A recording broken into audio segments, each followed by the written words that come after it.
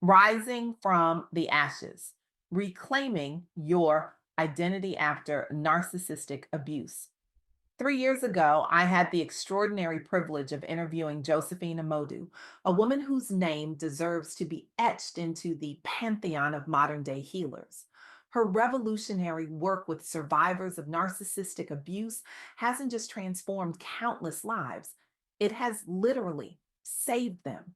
Josephine doesn't merely counsel, she resurrects souls from the darkest corners of human experience, guiding them back to the light with a compassion that borders on the divine. Her insights weren't just profound, they were revelatory, and I've carried them like precious stones in my pocket ever since. Have you ever stood in front of a mirror and not recognized the person staring back at you? That moment when you realize the reflection doesn't match who you once were, who you are meant to be, who you know. Somewhere deep down, you still are. For thousands of women, particularly Black women navigating the aftermath of relationships with narcissistic partners, this moment isn't just uncomfortable. It's an existential crisis that strikes at the very foundation of identity. When Josephine first shared her research with me, one truth crystallized with stunning clarity. The journey back to yourself after narcissistic abuse isn't just about healing, it's about reclamation, it's about resurrection, it's about archaeological excavation of a self that was systematically buried. The statistics are sobering, almost cruel in their consistency. Studies show that victims of narcissistic abuse spend an average of 7 years, 7 precious, irreplaceable years trying to make an impossible relationship work before finally walking away. 7 years of diminishing themselves, 7 years of gaslighting, 7 years of being told that their reality isn't real, that their pain isn't valid, that their boundaries aren't reasonable.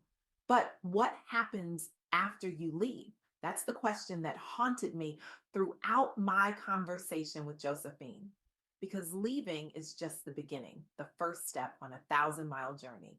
The real work starts when you close that door behind you and face the empty room of your new life, when the silence is deafening, when you realize you've forgotten how to make decisions without anticipating rage or manipulation in response, when freedom feels terrifying because captivity had become so familiar. During our interview, Josephine shared three powerful stories that illuminate this journey.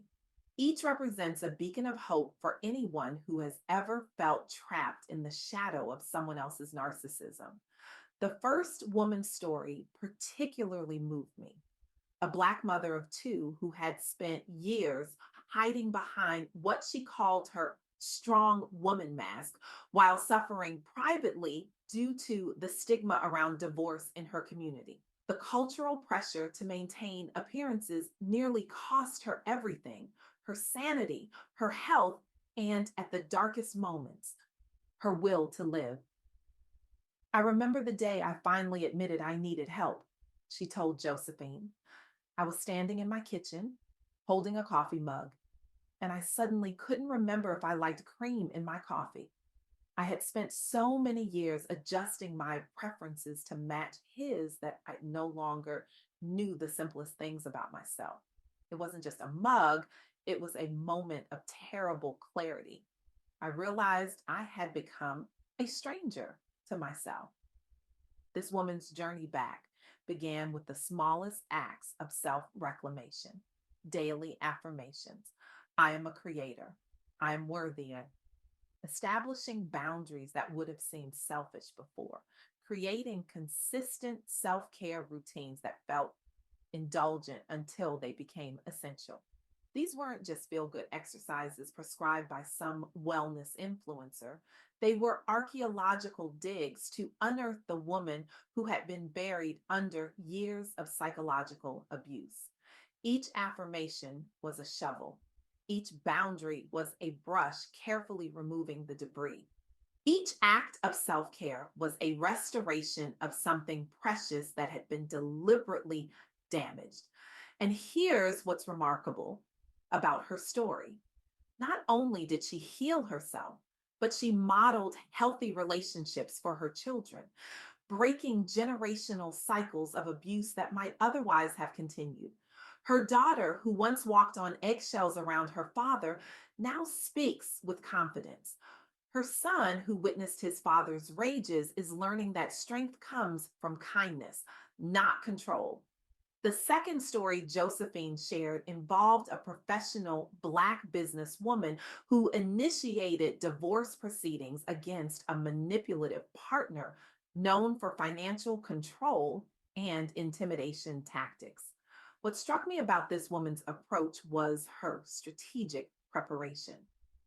Before filing for divorce, she gathered all necessary documentation, bank statements, texts, emails proving manipulation. She retained an experienced family lawyer skilled in high conflict divorces involving narcissists. She prepared financially, emotionally, and legally for the battle that would inevitably come. My relatives told me to keep praying, to be patient, she confided to Josephine. But I realized that my silence wasn't protecting my children.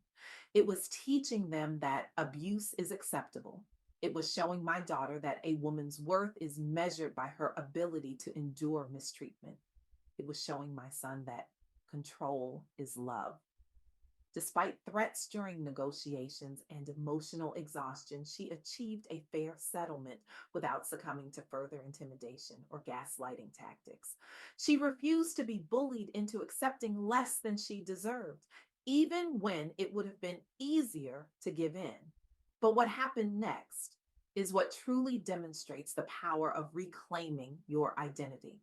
This woman became an advocate within her local church group, supporting other women contemplating leaving toxic marriages safely.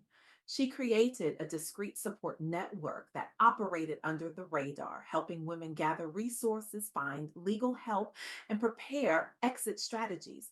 Her pain became purpose. Her trauma became transformation, not just for herself, but for an entire community of women who had been suffering in silence. The third story Josephine shared with me still brings tears to my eyes when I think about it. Following a traumatic split marked by spiritual abuse within her marriage, a Black entrepreneur found herself ostracized by extended family and church leaders who urged secrecy instead of separation. Keep praying, they told her, don't shame us. Marriage is forever. What will people think? The loneliness that followed her decision to leave was almost as devastating as the abuse itself. Sunday mornings became a time of isolation instead of communion. Family gatherings became exercise in avoidance and whispered judgments. But then something remarkable happened. She joined a national domestic violence support network offering confidential resources tailored specifically for women exiting abusive marriages within religious communities.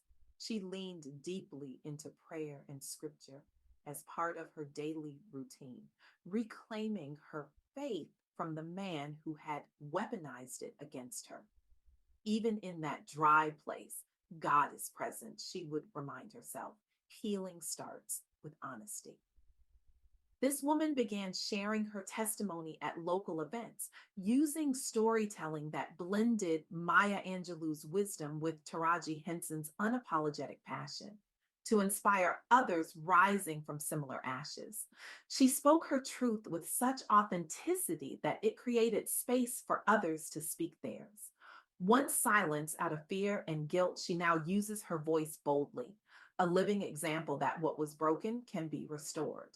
She launched empowerment workshops teaching boundary setting and self love skills alongside scriptural grounding.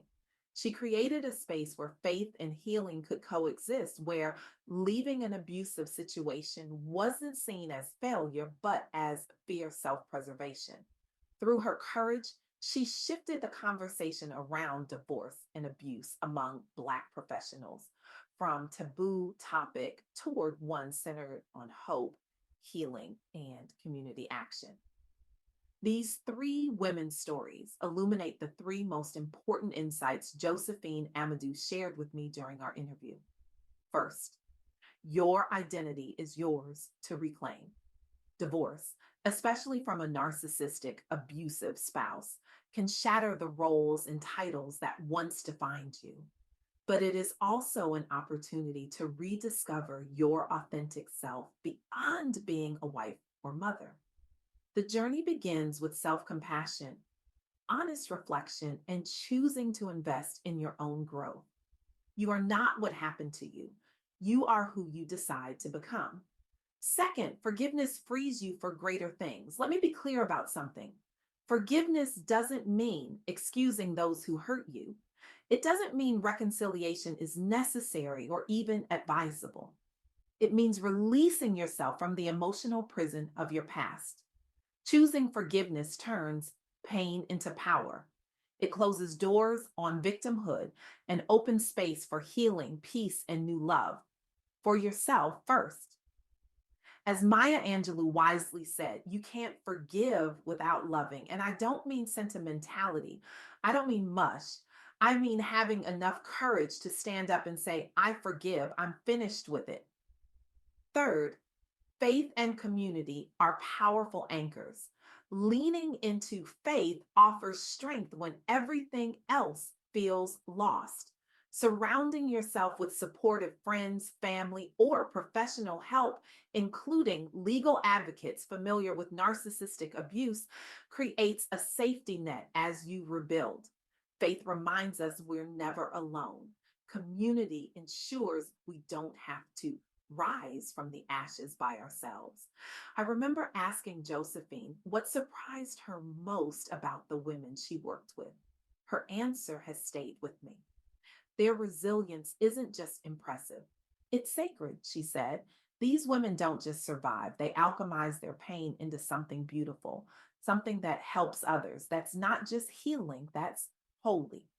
So I ask you now, what will you do with this knowledge? Will you be the friend who notices when someone is disappearing into an abusive relationship?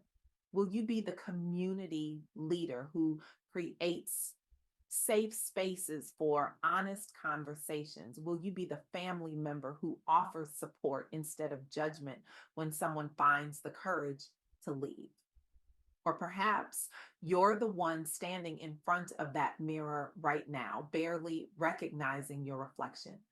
If that's you, I want you to hear me clearly. This is not the end of your story. This is merely the end of a chapter. The next pages are blank, waiting for you to write them with your own hand in your own voice. Your worth was never determined by the person who tried to diminish you. Your value was never dependent on their validation. You are not less because something ended. You are more because you chose courage. The women in Josephine's research remind us that rising from the ashes of narcissistic abuse isn't just possible.